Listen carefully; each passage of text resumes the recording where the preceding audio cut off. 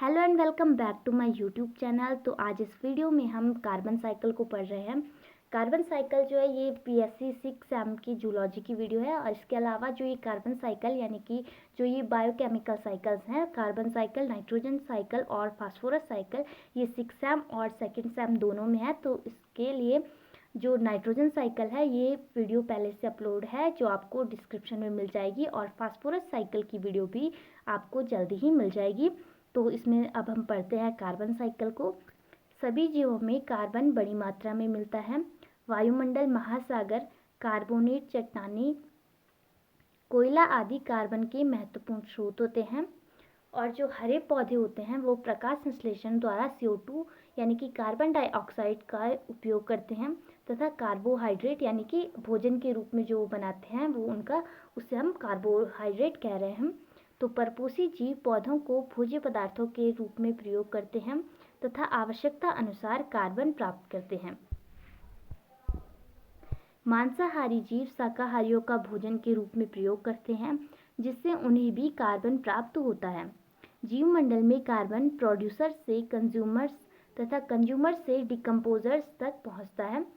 Producer जो होते हैं वो कंज्यूमर्स प्रोड्यूसर्स को भोजन के रूप में यूज़ करते हैं, जिससे जो कार्बन होता है वो कंज्यूमर्स में चले जाता है, और कंज्यूमर्स को डिकम्पोजर्स जो होते हैं डिकम्पोज करते हैं, जिससे कि कार्बन कंज्यूमर से डिकम्पोजर्स तक पहुंच जाता है।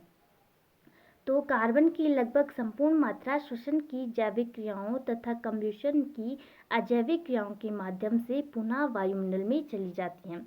तो इसके बाद अब हम पढ़ रहे हैं सोर्स ऑफ कार्बन, यानी कि कार्बन कहाँ कहाँ से हम प्राप्त कर सकते हैं। तो लकड़ी, कोयला, पेट्रोल, डीजल गैस आदि से एटमॉस्फेयर में CO2 यानी कि कार्बन डाइऑक्साइड गैस मुक्त होती है।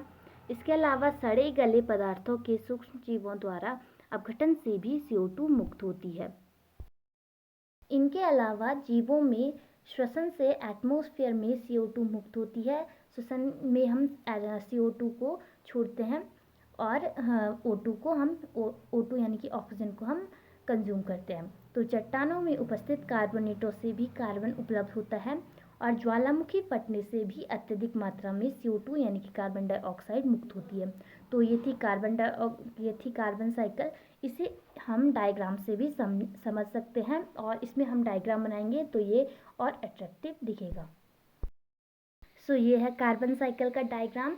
सो इसमें हम देख सकते हैं कि जो एटमॉस्फेयर में कार्बन डाइऑक्साइड है उसको सबसे पहले फोटोसिंथेसिस के थ्रू और सनलाइट की प्रेजेंस में जो पेड़ पौधे होते हैं उसके थ्रू आप पेड़ पौधे जो होते हैं CO2 को कंज्यूम करते हैं, अपना भोजन बनाते हैं, और जब इस पौधे को दोबारा किसी एनिमल द्वारा खाया जाता है तो वो कार्बन इसमें चले जाता है, यानी कि किसी भी एनिमल में चले जाता है, और जिसके रेस्पिरेशन के थ्रू दोबारा कार्बन जो होती है कार्बन डाइऑक्साइड एटमॉस्फेयर में चली जाती है। इसके अलावा ऑटो एंड फैक्ट्री एमिशन के द्वारा भी जो उसमें धुआं निकलता है उसके थ्रू भी कार्बन डाइऑक्साइड जो होती है एटमॉस्फेयर में चली जाती है, और इसी तरह से ये कार्बन जो होती है एटमॉस्फेयर में घूमती रहती है। सो आई होप कि ये वीडियो आपके लिए हेल्पफुल रहेगी। वीडियो को लाइक करें, शेयर करें और चैनल को सब्सक्राइब करना ना भूलें।